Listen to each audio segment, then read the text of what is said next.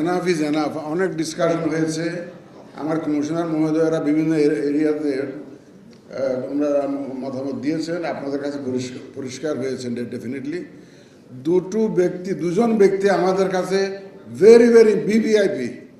যদি কোনো আইন থাকতো আমি ভিভিআইপি ঘোষণা করতাম এই মুহূর্তে।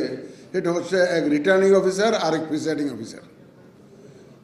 দয়া করে যারা রিটার্নিং অফিসারের দায়িত্ব পেয়েছেন, আমার অনুরোধ, এপিল, আমাদের নির্বাচন ওই যে পরিচালনা বিধি যেটা করে দিয়েছি, একটু আইন কানুনগুলো সার্কুলারগুলো একটা দয়া করে রিটার্নিং অফিসার একটা পড়ে দেবেন। Otherwise you will be failing in your initial responsibility. দেখবেন যে আপনার একটা নোটিশ দেওয়ার কথা আপনি দেন নাই, ইউ উইল বি ডিফল্টার।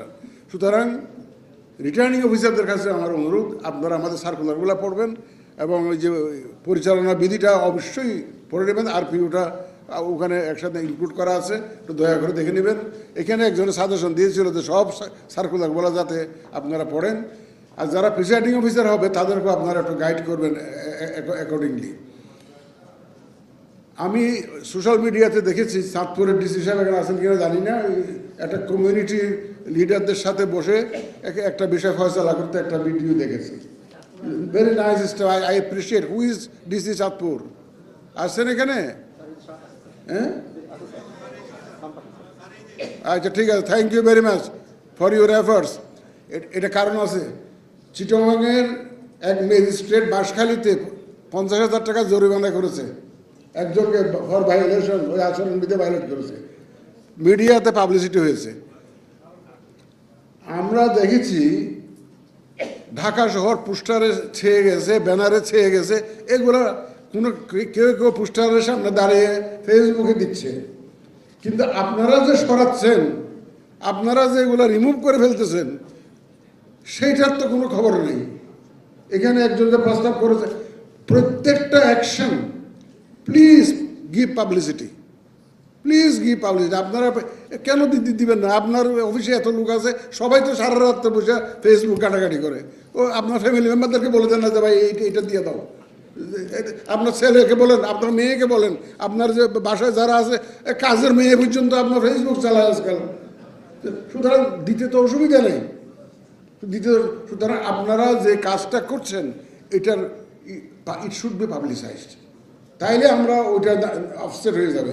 আমরা এখন দেখছি পোস্টারে চেয়ে গেছে, ব্যানারে চেয়ে গেছে, রিমুভ হয়ে গেছে, এইটা আমরা দেখছি না। 2 নম্বর হচ্ছে, ভাই কমপ্লেন আস্তে আস্তে প্রতিনিয়ত কমপ্লেন আমাদের এখানে চলে আসছে। মানুষ জানে না যে কমপ্লেনটা রিটার্নিং অফিসারের কাছে করতে হয়, এজটা রিটার্নিং অফিসার করতে হয়। Election commission has become a complain lodging centre, এরকম একটা সিচুয়েশন হয়েছে।